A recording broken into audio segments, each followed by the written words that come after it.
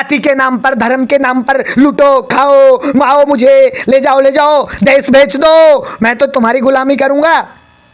बंद करो ये गुलामी। भारत बहुत महान देश रहा है, महानता की ओर। अगर आप 5 किलो राशन पे घर मुफ्त, घर पर वोट दे रहे हो ना, ये आपका दुर्भाग्य है। ये सब आप बना लोगे। ये यूपी, ये आप गुजरात नहीं बना सकते। गुजरात में बंदरगाह है, आपके यहाँ जो आए वो पढ़े नहीं, बस कंपनियां चलाए, हो गए राजा। यहाँ के युवा पढ़ने वाले हैं, यहाँ के युवा एसडीएम बनते हैं, यहाँ के युवा आईपीएस बनते हैं। यहाँ देश सेवा का उनके अंदर प्रेम होता है, देश सेवा लेते हैं वो। आपके जैसे नहीं है कि बस मशीन डाल दिया, हो गए।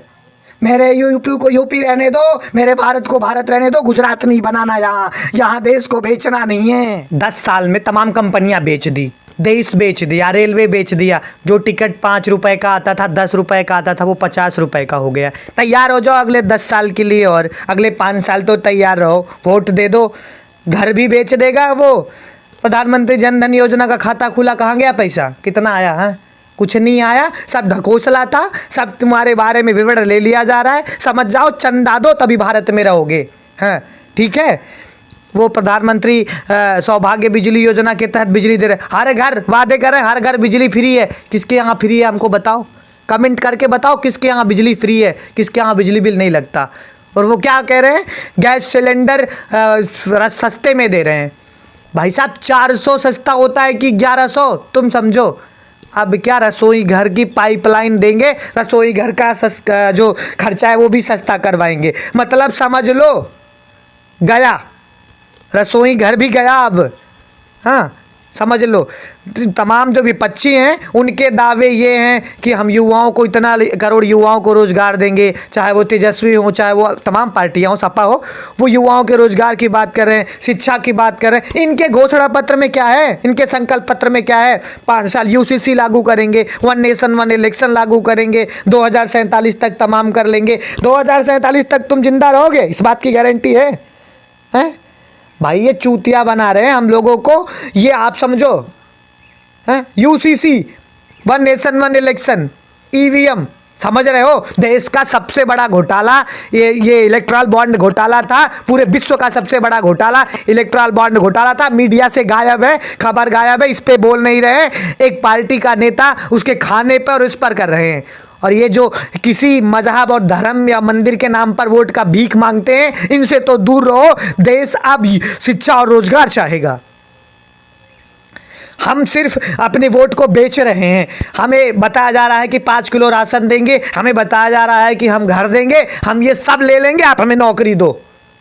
हम सब ले लेंगे, आप हमें नौकरी दो, चाहे ये घर हो, चाहे ये शिक्षा।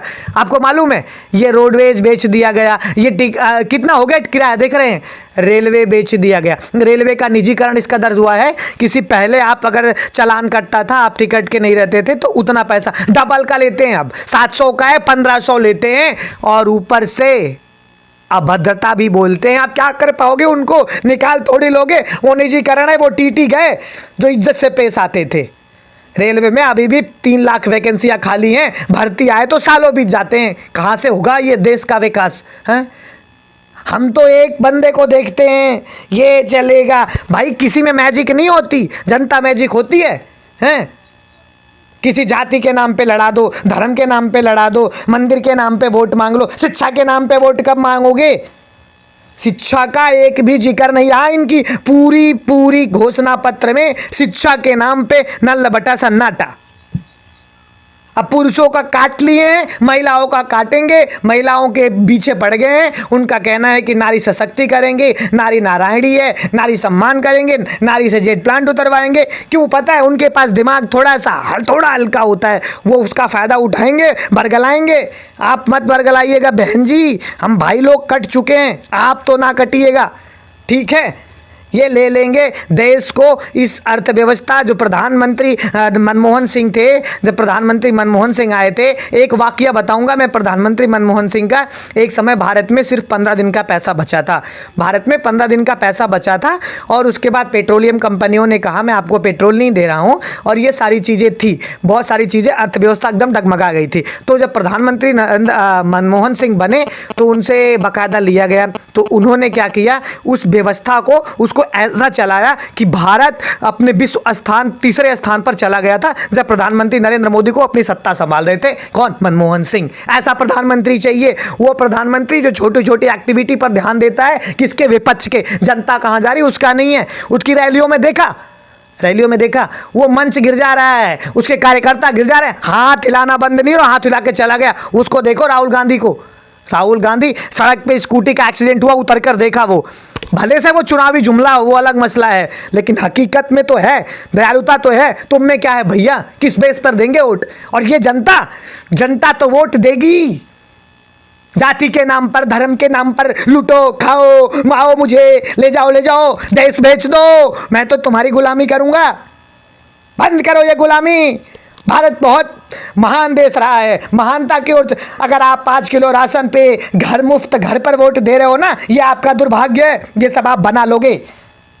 ये बहुत हो गए ये करने वाले कि देश हमारा बहुत आगे जा रहा है। क्या आगे जा रहा है आपको मालूम है? हकीकत मालूम है कितना पीछे जा रहा है? दिन पर दिन पीछे जा रहा है। प्रत्येक आदमी के ऊपर कर्जा बढ़ता जा रहा है, विश्व बैंक से लोन लेते जा रहे हैं। भारत क्या करेगा? एक समय ऐसा रहा, भारत काफ़ी पीछे चला जाएगा और आप कुछ नहीं कर पाएंगे। और सुनो, ये यूपी, ये आप गुजरात नहीं बना सकते। गुजरात में बंदरगाह है, आपके यहाँ जो आए वो पढ़े नहीं, बस कंपनियां चलाए, हो गए राजा। यहाँ के युवा पढ़ने वाले हैं, यहाँ के युवा SDM बनते हैं, यहाँ के युवा IPS बनते हैं। यहाँ देश सेवा का उनके अंदर प्रेम होता है, देश सेवा लेते हैं वो। आपके जैसे नहीं है कि बस मशीन डाल दिया, हो गए। मेरे यूपी को यूपी रहने दो, मेरे भारत को भारत रहने दो। गुजरात नहीं बनाना यहाँ देश को बेचना नहीं है। देश हमारा अब समझदार हो चुका है। देश हमारा अब उसको वोट करेगा जो देश की बात करेगा। और ये जनता को जो लोभ रहे हो ना अपनी चुपड़ी बातों से, ये कैसे प्रधानमंत्री हैं यार? छोटे छोटे नेताओं की छोटी छोटी एक्टिविटी पर ध्यान देते हो, और मुद्दों पर ध्यान दो। हद कर दी। चैनल को सब्सक्राइब कर लो, शेयर भी कर दो। बोलता रहूँगा मैं सरकार के खिलाफ, आवाज़ उठाऊँगा सच के खिलाफ।